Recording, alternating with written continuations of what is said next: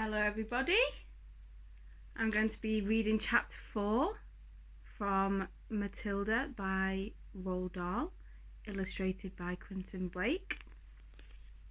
Chapter 4 is called The Ghost.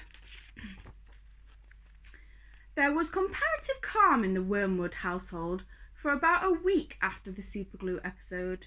The experience had clearly chastened Mr. Wormwood, and he seemed temporarily to have lost his taste for boasting and bullying.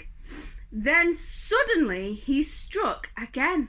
Perhaps he had had a bad day at the garage and had not sold enough crummy second-hand cars.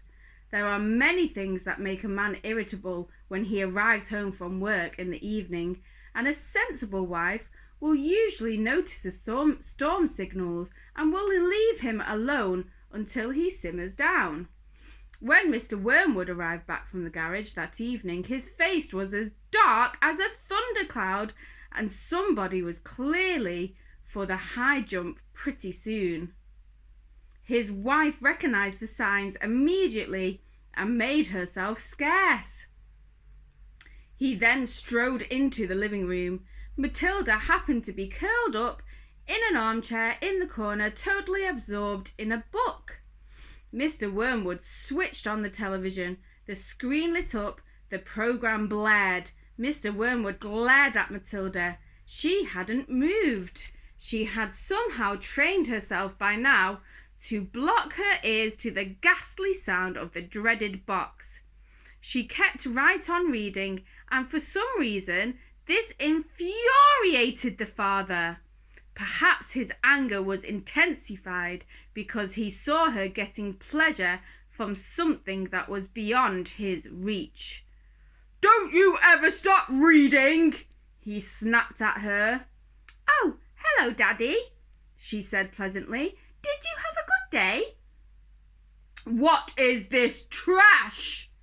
he said, snatching the book from her hands. Here's the picture for this page. I think you can see what's going to happen next. "It isn't trash, Daddy. It's lovely. It's called The Red Pony. It's by John Steinbeck, an American writer. Why don't you try it? You'll love it." "Filth!" Mr. Wormwood said. "If that's by an American, it's certain to be filth. That's all they write about."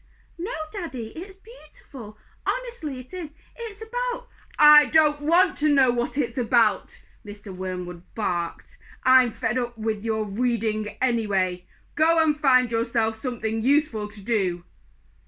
With frightening suddenness, he now began ripping the pages out of the book in handfuls and throwing them in the waste paper basket.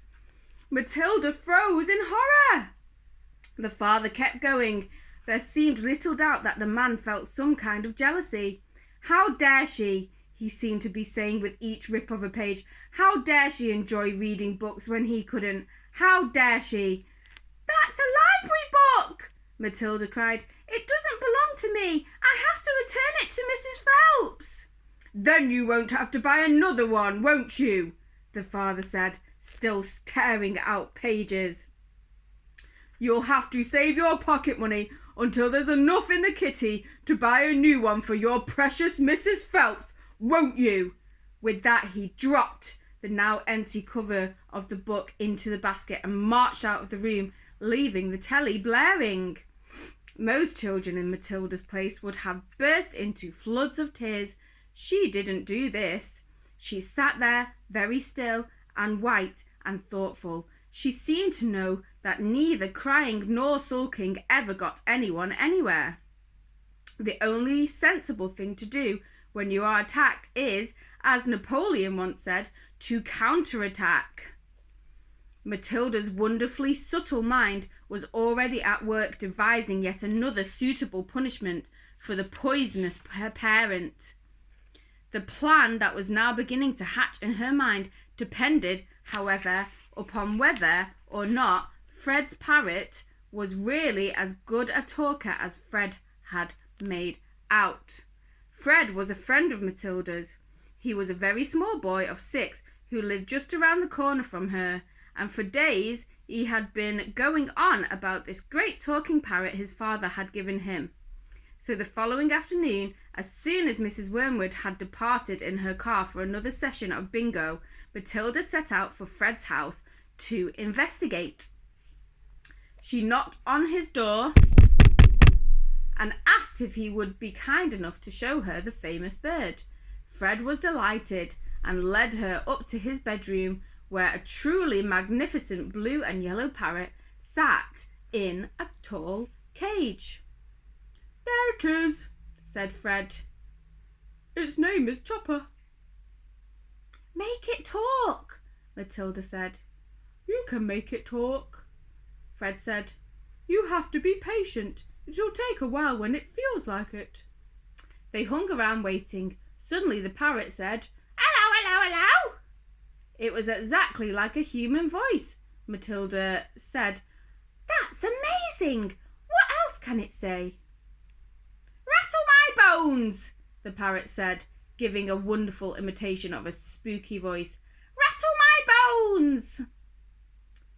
"He's always saying that," Fred told her. "What else can he say?"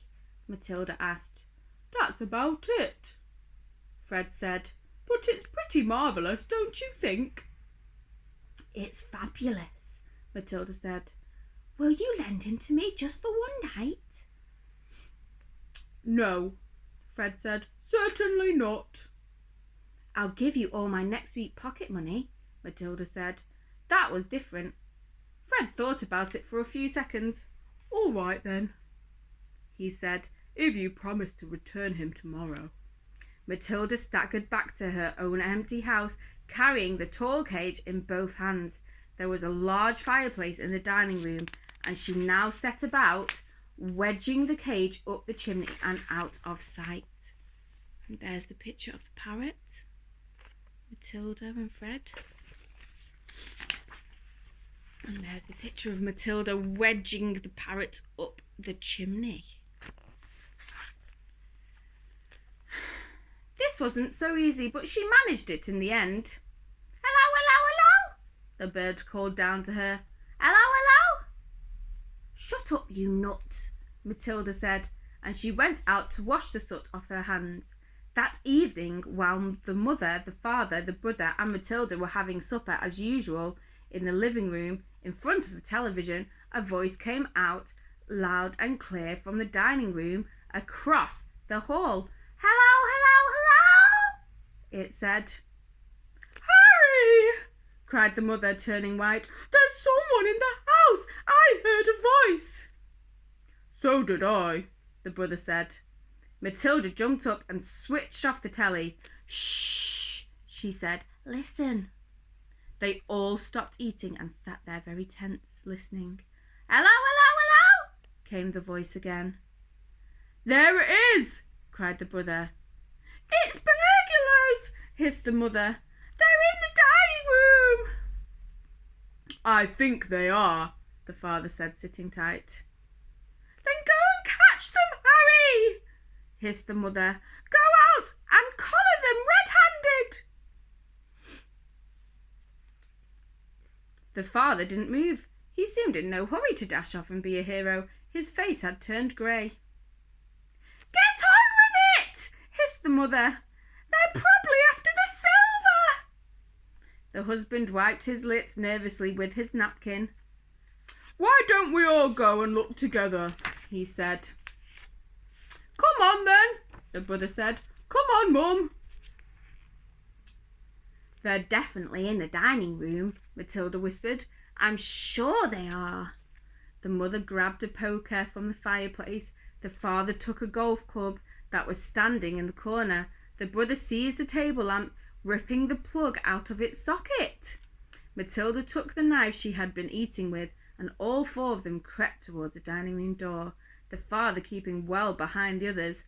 "Hello, hello, hello," came the voice again. And there they are, all sneaking into the room. "Come on," Matilda cried, and she burst into the room brandishing her knife. "Stick 'em up," she yelled. "We've caught you!"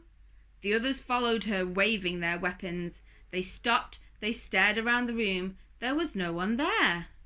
"There's no one here," the father said, greatly relieved.